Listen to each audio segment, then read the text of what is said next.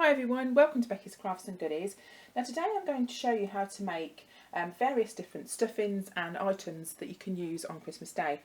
First of all, we're going to make some pigs in blanket Christmas stuffing balls. I've got all the ingredients ready to show you. We're also going to make some Chipolata pigs in blankets, some sage and onion stuffing and some sausage meat stuffing in this video. So what I will do is I'll leave timestamps of when the next item starts in the description. So if you want just to watch the sage and onion stuffing, then you can just fast forward it to that particular part. Right, so we're going to start by making the pigs in blanket Christmas stuffing balls first. Now the recipes that I'm using I actually got off the BBC Good Food website, so you can go and check that out. And I'm also going to leave a vegan stuffing recipe in the description down below if you don't eat pork or if you don't eat any of the meats that I'm using. Now all these stuffings will actually be gluten-free and also dairy-free. And my mum is celiac, so that means we have to have gluten-free food. She's coming to us for Christmas Day, so we'll obviously cater for that. And also I'm dairy-free, Chloe's dairy-free, Ebony's dairy-free and my mum's dairy-free. So we always cater for that in any case. Now, if you have got if you have got guests, should I say, that are dairy-free or gluten-free, don't be afraid. It isn't as hard as you may think. And if you make the effort and get them food or supply them things that they can eat, it really, really does mean a lot. So don't be scared or put off if any of your guests are gluten-free or dairy-free. So what we're going to do to start with is I'm going to use a packet of sage and onion stuffing mix. Now this is obviously for ease. This is a gluten-free one. You can just buy the normal stuffing mix, which is a lot cheaper. I think this was around £3, but you can pick those up a lot cheaper. So we need 85 grams of that. And what I've done is I've just put this in a jug and added the water. Now I didn't need the whole packet because I just needed 85 grams of it. And I've just put some water and that started to cool there. In the bowl here I've got 300 grams of sausage meat. Now you can also add 90 grams of cooked chestnuts, but I've decided to leave those out. My mum normally makes a chestnut stuffing for us for Christmas, so she'll be making that, so I'm going to leave the chestnuts out of this. But I am going to add the cranberries, and you need 50 grams of dried cranberries and also 12 rashers of bacon that have been cut in half lengthways like that. So what you need to do, is really, really dead easy, is put your sausage meat into a bowl and then put your stuffing in with it there. Now if you're a bit funny about using your hands on things like this, then you can use a spoon. My hands are very clean, so I'm just going to go in and use my hands. Right, we're now going to add the cranberries in the top. Again, you could leave these out if you're not really too sure of them, but I think they're really nice and they taste quite sweet.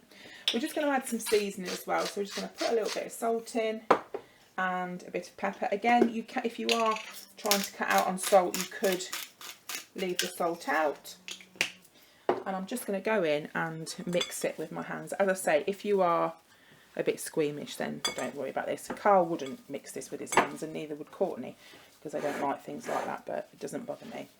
So we're just going to mix all of this round until it's all together, and then I'll show you what to do next. Right, so that's how it should look when it's all mixed together. And what I'm going to do now is just to, this amount of mixture should make 12. So I'm just going to form them into kind of walnut shaped stuffing balls. So just get them in your hands like that, work it round. Now because you've got the sage and onion stuffing in it, because it's got like breadcrumbs in it, that will help form them and keep them together and keep their shape. So then we've got our bacon that we've cut into strips, and we need 2 strips, and you get one part, put it over like that, fold it under the bottom, and then you get the other one and do like a crisscross, so it goes over the top and all those bits go underneath, and the top part is just the cross. And what I've got for those then is I have some of these trays. Now I've just picked these up from Sainsbury's, but you can really, loads of shops sell these. So I'm going to make 12 of these and I'm going to pop them onto the tray.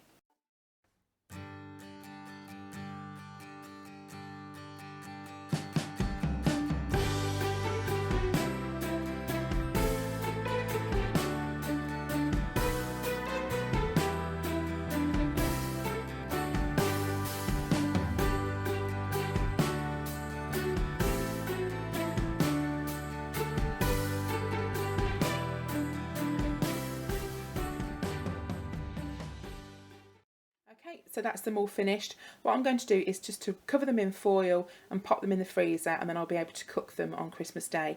Now, none of this meat has been frozen previously, so I'm fine to put it in the freezer. So now we're going to make some chipolata pigs in blankets. But this is super duper easy, it really is. Now normally pigs in blankets are the little smaller sausages, but I found these chipolata pork sausages. They're gluten free from Asda, extra special. Now the date on these is the 24th of December. These were fresh when I bought them, so what I'm going to do now is make them up and then pop them in the freezer, so the date will be absolutely fine, because we're freezing them well before the 24th.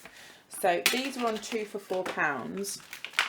And they're just the long chipolata sausages, and normally, as I say, you do the little small ones, but I thought it'd be quite nice to do something a bit different this year and do the longer sausage with them. So honestly, they're so simple. I know people buy them for ease, but look at how really easy this is. And all you do is you get your bacon and you just wrap it around the sausage, and that is all you do for pigs in blankets. How easy is that? And that would also make quite a nice sausage and bacon roll if you wanted to make one of those. So you could make those and cook those, maybe put them with some apple sauce or something like that. They would make a nice roll. So I'm preparing these now. I'll get them all ready, and again I'll do the same thing. I'll put some foil over the top. They haven't been frozen, so we can put them in the freezer and then they'll be ready to take out. I'll probably take them out on Christmas morning, because by the time I'm cooking them, they will be thoroughly defrosted, and that'll be that. So I'll just carry on making these, and then we'll show you the next project. Okay, so they're all done. I'm going to do the same thing with those, pop those to one side, and they're all ready. Right, so now we're going to make the next stuffing, and that is sausage meat. So to start with, we're going to use an onion. Now you can use 2 small onions or you can use a large onion. It's completely up to you. And I also need 25 grams of butter. So what I'm going to do with this to start with is just lightly fry this in a frying pan, just so the onions become a bit translucent, not so there's any colour on them. And once you've done that, then you need to add 1 small diced Bramley apple and just cook it briefly. And all I've done is I've peeled it and just chopped it into small pieces. So I'm going to start and do that now.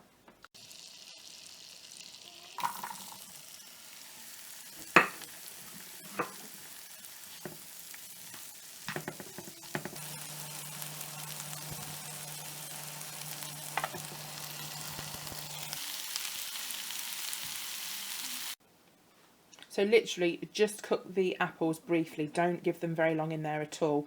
Just leave it to cool. Right, so in the bowl here we have got 800 grams of sausage meat. Now I bought 2 of the 400 grams from Asda. This again is gluten free, but if you haven't, or if you can't find the right sausage meat, you can actually just skin the sausages and just use those.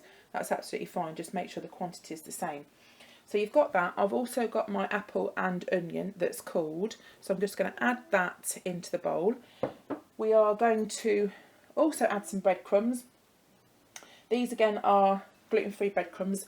Dead easy to make. Don't bother buying them. If you've got some bread that's still in date, maybe it's going a little bit dry, just whiz it up in a food processor, pop it in a bag, and you can freeze it, and that's great for to use for breadcrumbs. And I've used 140 grams of those. Normally when I'm cooking, I've got to be honest, I don't really measure when I'm making things like this. I always guess it and do it by eye, but I thought I'd best give you some sort of measurements today. And I'm also going to add some sage. Now if you can find fresh sage, then get some fresh sage, chop it up, pop that in. I couldn't find any, so I'm just going to use 1.5 tablespoons of just this sage that I picked up from Asda. So if you can't find any, don't fret, don't worry too much. And then it's just going to be a case of mixing all that together. Now again, I'm not precious. I don't mind getting my hands in and getting stuck into it. So I'm just going to mix all that round. Again, if you don't like it, just use a spoon or something.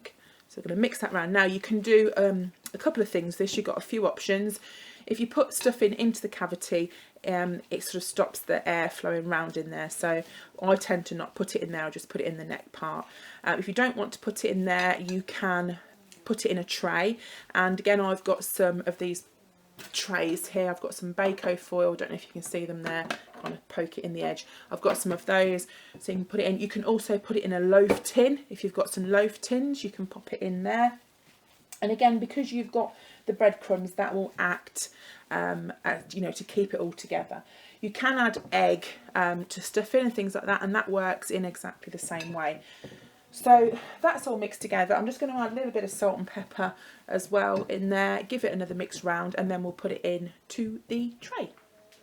Right, so if you are going to be putting your stuffing into your turkey, then I wouldn't bother putting it in one of these trays. I would probably just put it in one of the press and seal bags that you can get, and do it that way. So you just need to decide how you're going to cook it. If you're going to put it in the turkey, you're going to cook it in a tray, if you're going to put it into some stuffing balls, or exactly what you're going to do with it. Decide what you're going to do, I think, before freezing it, because it does make life a lot easier. But that will just literally go straight in to the oven. You could, if you wanted to, put maybe some oil on the bottom, just in case it sticks, just to help get it out. But I think that should be absolutely fine. I'm just going to cover that now with some foil, and then I will show you how to make some sage and onion stuffing. Right, so let's go on now to the last recipe, which is the sage and onion stuffing. Now, I've actually doubled the recipe that I found on the BBC website, so if this is too much for you, just half it. I've got in a bowl here 6 ounces of white breadcrumbs. Now, when I make breadcrumbs, I leave the crusts on, but you can just take those off if you don't want the sort of the darker bits in there. We're also going to add 2 onions. Now, what I've done is I've peeled these, finely chopped them, and I've also just put them in the frying pan as we did before, just sort of lightly cooked them. I cooked them in oil this time, but you can use butter if you prefer. Now, if you've got anyone that's dairy free, this Vitalite spread is really handy to have in. So you could use that to cook them in if you wanted to. We're also going to add some sage. Now, if you have got some fresh sage, that would be perfect. You would need 2 tablespoons of fresh sage for this quantity. Obviously half it if you're just doing half. But I haven't. I've just got the dried sage. So that's what we're going to use. So I'm going to pop in a couple of tablespoons of that. You're going to need some salt and pepper to season. I do like pepper, and obviously put some salt in just for your taste as well. And then we're going to add 2 eggs, and I've just beaten those up in a cup. And I'm going to use a spoon to stir this round, and you just mix it all round until it's all in a nice mixture together. Now, with this, you can also put it in, you could put it in a bag, a zip bag, if you wanted to keep it, again the same as before, or you could mould it into some like balls. Now, if you find when you're mixing it, it doesn't come together enough, let me show you. You need to be able to mould it, and it needs to kind of sit where you're putting it, so that will mould into a stuffing ball. If you find it's not as kind of like together as it should be, you could maybe add a little bit more egg and just sort of go from there. But this seems to be holding okay, and again, it's the egg and the breadcrumbs that hold them together, so that should be okay. As I say, if I'm unsure, I will put a little bit more egg in. Right, so I decided to add another half an egg. It wasn't quite holding together. Now, I probably could have chopped the onions a little bit smaller, but I'll tell you what, my eyes have took a hit for peeling all these onions this morning, right, let me tell you. So if you've got any tips for chopping onions and not crying, then please let me know in the description down below. My nana never used to affect her when she chopped onions, but crikey, I've been crying like a trooper this morning. So I'm just making them into little stuffing ball shapes. Again, you could just put it into a tub if you wanted to. I don't know, you could make these a bit smaller as well, but I think these are absolutely fine. So I hope you've enjoyed watching this video, and if you haven't got time to make your own stuffing, then don't feel bad. Just go to the supermarket. There's some pretty good ones that are already made. And we all do what we've got time for, don't we? So I just wanted to show you how to make these. Here we go. So they're all finished now. And I've just got them all in the trays, just ready to pop over with a bit of foil. And there we go. So I've got rather a lot of stuff in here. But I hope you've enjoyed watching this programme. I probably won't use all of this on Christmas Day, but I wanted to pop this all into one video just to give you some different options. And as I said, I will pop a vegan recipe in the description down below for you guys too. So I hope you've enjoyed watching this. I hope I've inspired you to have a go and maybe make your own if you've got some time. And I will see you all again very soon. You take care. Bye for now.